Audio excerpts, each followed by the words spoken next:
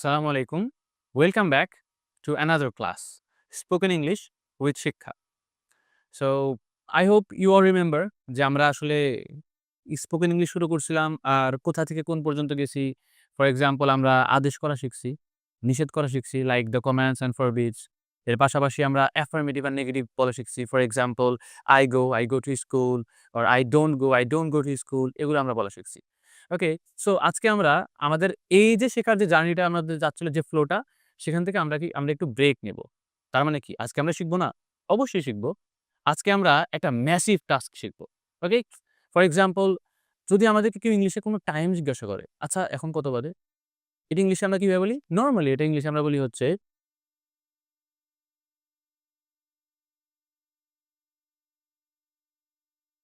"What is the time now?" অথবা আমরা বলি,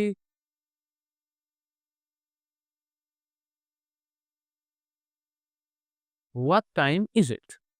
এই ছোট্ট একটা ক্লাসে আজকে আমরা ইংরেজিতে সময় বলা শিখব। অনেকে ভাবতেছেন যে কিভাবে সম্ভব? এই ছোট্ট একটা ক্লাসে ইংরেজি সময় বলা শিখব। অনেকে ভাবতেছেন যে আমরা তো অলরেডি সময় বলতে পারি। লাইক এখন কয়টা বাজে? ১০টা ২০ সো 10:20 না, এভাবে না। ওকে? আমরা আজকে অ্যাডভান্সড ওয়েতে ইংরেজিতে টাইম বলা শিখব। Okay? So let's do it. Okay, imagine this is a clock. ওকে?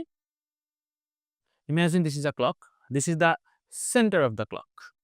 এটা একটা ঘড়ি ধরে নেন। এখানে টাইম নাম্বার দেওয়া আছে লাইক 12, 3, 6, 9 ঠিক যেমন একটা দেয়াল ঘড়িতে থাকে। আচ্ছা ধরেন এটার ২ টা কাঁটা আছে। একটা হচ্ছে ঘন্টার কাঁটা, আরেকটা হচ্ছে মিনিটের কাঁটা। ওকে? সো যদি ১২টা ১৫ বাজে তাহলে আসলে আমরা কি বলব? আমরা কি বলব 12:15? না, একদমই না। যদি ১২টা ২০ বাজে তাহলে আমরা কি বলব? 12:20? একদমই না। চলুন দেখে নেই। ঘড়ির সময় বলার ক্ষেত্রে আমরা যেটা করব সেটা হচ্ছে সময় যখন পার হয়ে যাচ্ছে সেটাকে আমরা বলব হচ্ছে পাস্ট। মানে সেটা অতিক্রম করে গেছে বা অতীত হয়ে গেছে। আমরা সেটাকে বলব পাস্ট। ওকে?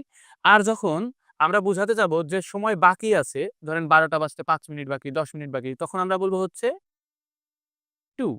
তাহলে যদি ১২টা ২০ বাজে তার মানে 20 মিনিটস ২০ মিনিট অতিক্রম করে গেছে, আমরা কি বলব? 20 পাস্ট।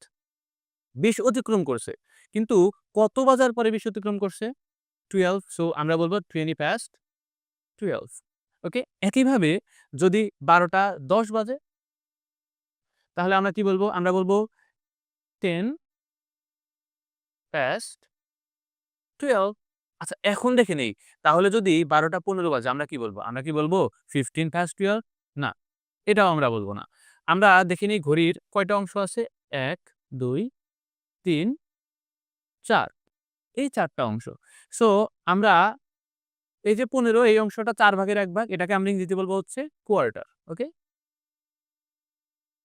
কোয়ার্টার। তাহলে ১২টা ১৫ মানে কত অতিক্রম করেছে? কোয়ার্টার অতিক্রম করে গেছে। আমরা বলব কোয়ার্টার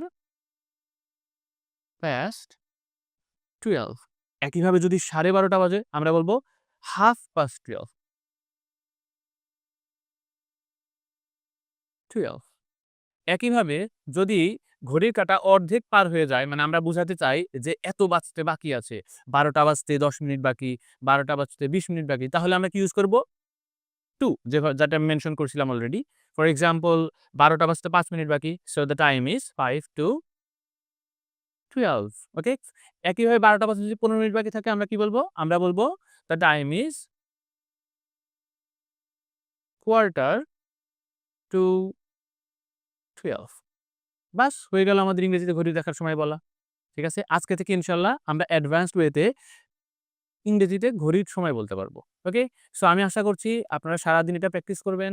ঠিক আছে? আর আজকে থেকেই আপনারা চেষ্টা করবেন ইংলিশে ঠিক এইভাবে ঘড়ির সময় বলা। ওকে? So that's it. আসসালামু আলাইকুম ফর টুডে। ইনশাআল্লাহ নেক্সট ক্লাসে দেখা হবে। আসসালামু আলাইকুম।